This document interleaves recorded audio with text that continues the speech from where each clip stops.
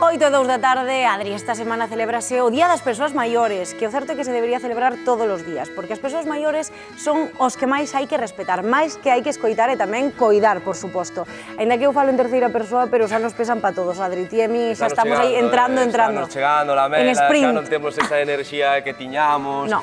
Xa comeza a doer a bisagra aí cando te dobras. E tanto, bueno, isto de non dormir tantas horas, isto xa denota facerse maior, o de xa non ter tanta aguante na festa, tamén o cumprimos, por non falar das canismas que teño, Adri, mira todas as que teño. Tampouco é para Está tanto. Fran Cañotas e María Caniñas, na televisión de Galicia. Gustoume o de María Caniñas.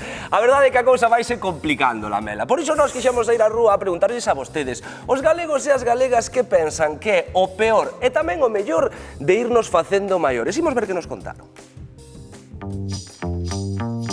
Miña misión de hoxe como reportero da Hora Galega é a de intentar descubrir cales son os aspectos positivos e negativos de facerse maior.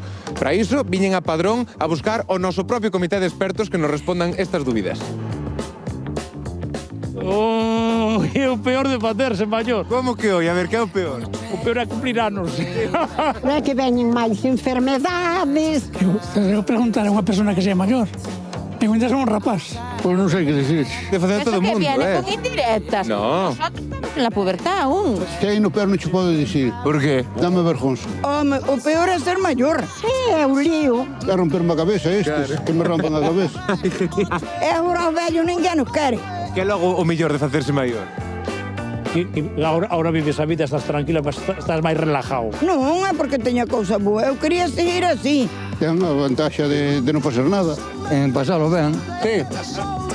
E vivir sin traballar. Que nos coiden ben, que nos coidan. Non hai que andar a chorar.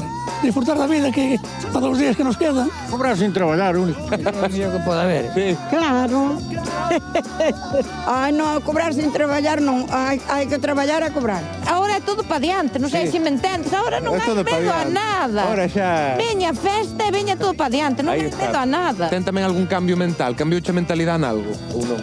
Sí. Sí, máis ou menos estamos ben aínda, non hai queixa. Cando tiña 30 ou 40, traballaba como unha loba. En todo, en todo. Esta mente de outra maneira. Non boto nada de menos. Visto que hai, Nada. Visto que hai mellor, ou? sigo así como estou.